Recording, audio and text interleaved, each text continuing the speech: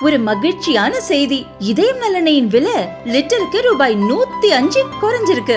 September 2023ல 1 litre இதயம் நல்லெண்ணெயின் அதிகபட்ச விலை ரூபாய் 503. ஆனா இப்ப 1 லிட்டர் இதயம் நல்லெண்ணெயின் விலை ரூபாய் 398 மட்டும்தான் தமிழ்நாட்டுல. அப்ப இனிமே எல்லாரும் இதயம் நல்லெண்ணெய் வாங்கலாம் இல்ல? மேடையில் அமர்ந்திருக்கும் மரியாதைக்குரிய நமது நிதி அமைச்சர், இந்தியாவிலேயே அதிக முறை பட்ஜெட்டை தாக்கல் செய்த நிதியமைச்சர் என்ற பெருமையை பெற்றுக்கொண்டிருக்கும் நமக்கு எல்லாம் தமிழகத்தின் பெருமையாக அமர்ந்திருக்கும் மரியாதைக்குரிய நிர்மலா சீதாராமன் அவர்களுக்கு எனது வணக்கம். இங்கே ஏற்கனவே நேரத்தின் அருமை கருதி மிக சுருக்கமாக, ஆனால் இதில் நான் மேடமோட பரந்த மனப்பான்மையை நான் வணங்குகிறேன்.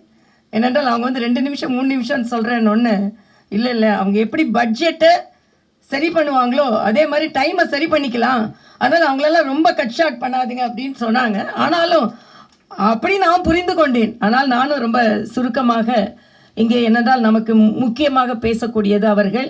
இங்கே சங்கர் ஐஏஎஸ் அகாடமியை பற்றி சொல்ல வேண்டும் என்றால் ஏற்கனவே எல்லோரும் சொல்லிவிட்டார்கள்.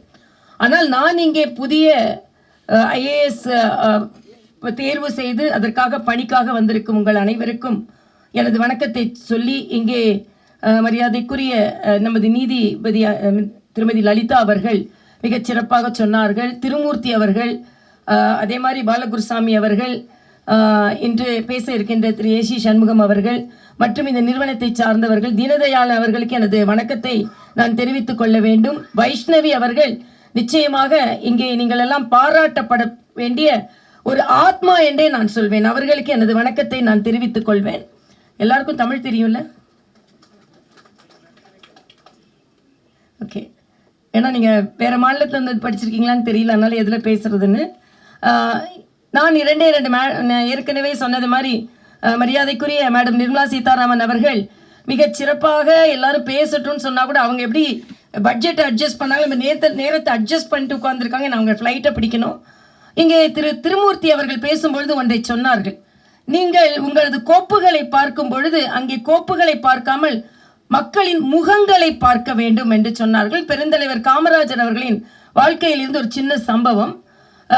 நாலாம் மருத்துவக் கல்லூரியிலிருந்து நாங்களாக படித்து தேர்வு செய்து வந்தவர்கள்.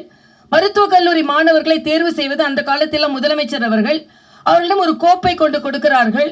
உடனே நாளையே கடைசி நாள், உடனே இதை தேர்வு செய்ய வேண்டும் என்று சொல்கிறார்கள். எல்லோரும் நினைக்கிறார்கள் முதலமைச்சராக இருக்கின்ற காமராஜர் அவர்கள் 2 நாள் 3 நாட்கள் எடுத்துக்கொள்வார்கள் என்று. இவ்வளவு பெரிய ஃபைல் 1 மணி நேரத்தில் அப்பொழுது உங்களை போன்ற ஒரு மேலதிகாரியை கூப்பிட்டு நான் தேர்ந்து விட்டேன் என்று சொல்லுகிறார். எப்படி 1 மணி நேரத்தில் இவர் படிப்பவர்களை தேர்வு செய்தார் என்று சொல்லும் பொழுது பெருந்தலைவர் சொல்கிறார், நான் அந்த கோப்பை அப்படியே திருப்பி பார்த்தேன். பெற்றோரின் கையெழுத்து என்று இருக்கின்ற இடத்தில் எங்கெல்லாம் கை நாட்டு இருந்ததோ இந்த குழந்தைகளுக்குத்தான் மருத்துவ கல்வி தேவை என்று உடனே முடிவு செய்தேன். கை நாட்டு இருந்த அத்தனை கோப்புகளையும் நான் தேர்வு செய்து அந்த குழந்தைகளுக்கு வாய்ப்பை கொடுங்கள் என்று சொன்னேன் என்று சொன்னார். இதுதான் மிகப்பெரிய வாய்ப்பு. ஆக எல்லோரும் படித்தவர்கள் எல்லாம் இருக்கின்ற ஒரு குடும்பத்தில் இருந்து வருவதை விட கை நாட்டு உள்ள குழந்தைகளுக்கு, பெற்றோருக்கு பிறக்கும் குழந்தைகளுக்கு கிடைக்க வேண்டும் என்று நினைத்தார் பாருங்கள். அதை போல்தான் நாம் பார்க்கும் கோப்புகளும் இருக்க வேண்டும். ஏனென்றால் இன்றைய காலகட்டத்தில் நல்லா செஞ்சா கூட ஒரு சின்ன தப்பு செஞ்சா அதைத்தான் எல்லோரும் சுட்டி காண்பிப்பார்கள். நான் 2 சம்பவத்தை மட்டும் சொல்லிவிட்டு அமரலாம் என்று இருக்கிறேன். நான் புதுச்சேரி ஆளுநராக இருந்த பொழுது 2 சீஃப் செக்ரட்டரிஸை பற்றி இங்கே சொல்லணும். மரியாதைக்குரிய அஸ்வின் என்ற ஒரு சீஃப் செக்ரட்டரி, அஸ்வின் குமார் என்ற ஒரு சீஃப் செக்ரட்டரி இருந்தார். இந்த மேடம்க்கு தெரியும், மேடம் தான் எல்லாத்தையும் அட்ஜஸ்ட் பண்ணி நமக்கெல்லாம் பட்ஜெட் கொடுக்குறவங்க. Year ending, financial year ending வந்தபோது என் கூட ஏறக்குறைய தூங்காமல் 14 மணி நேரம், ஏன்னா நான் அப்போ தான் எல்ஜியா போயிருக்கேன், மார்ச் வந்துருச்சு, 14 மணி நேரம் என்னோடு உட்கார்ந்து 300 கோடி ரூபாய் அளவிற்கு எந்த விதத்திலும் நஷ்டம் அடைந்து விடக்கூடாது என்று முழுவதுமாக அதை பணி செய்தார். ஆக நேர காலம் தவறாமல் பணியாற்றுகின்ற ஐஏஎஸ் அதிகாரிகள் இந்த நாட்டிற்காக தேவையானவர்கள். அதனால் அந்த மாநிலம் வளர்கிறது.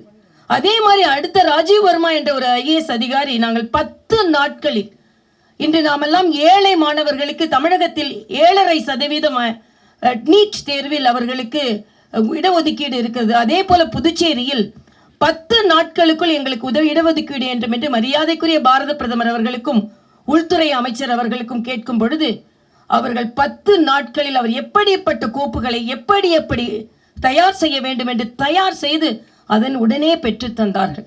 இன்னொன்றும் நான் மரியாதைக்குரிய மேடம் நிர்மலா சீதாராமன் அவர்களை நன்றியுணர்ச்சியோடு நினைவு கூறுவது, நான் எல்ஜியாக அங்கே போகும் வரைக்கும் 14 ஆண்டுகள் இடைநிலை பட்ஜெட் தான் புதுச்சேரியில.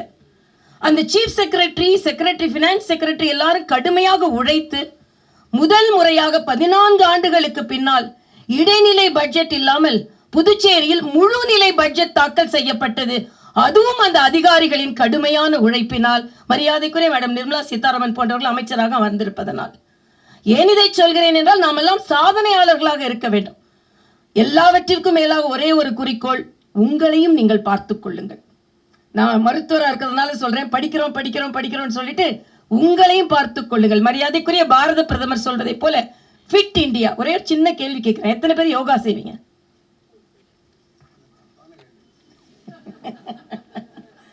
படிக்கிற மாதிரி ஃபிட்டா உடம்பையே வைத்துக் கொள்ள வேண்டும். ஏன்னா நாம படிச்ச மாதிரி இன்னும் நிறைய நாட்கள் வேலை செய்ய வேண்டும்.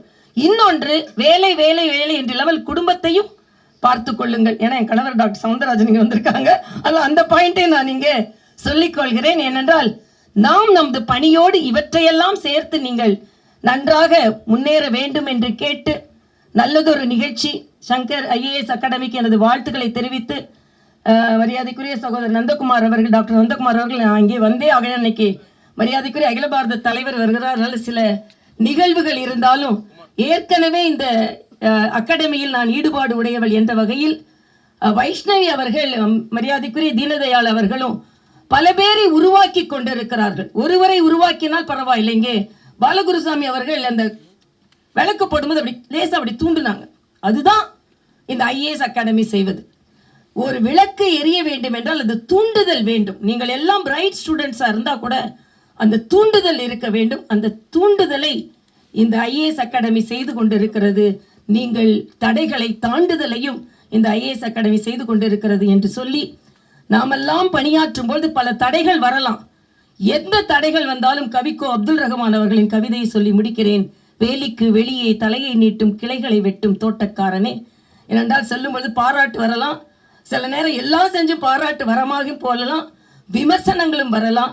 வேலிக்கு வெளியே தலையை நீட்டும் எனது கிளைகளை வெட்டும் தோட்டக்காரனே, பூமிக்கு அடியே நழுவும் எனது வேர்களை என்ன செய்ய முடியும் என்று வேர்களாக ஆழ பதிந்து ஆலமரமாக வளர்ந்து அனைவருக்கும் நிழல் தருவோம், பழம் தருவோம், மலர் தருவோம் என்று கூறிவிடன் விடைபெறுகிறேன். நன்றி, வணக்கம்.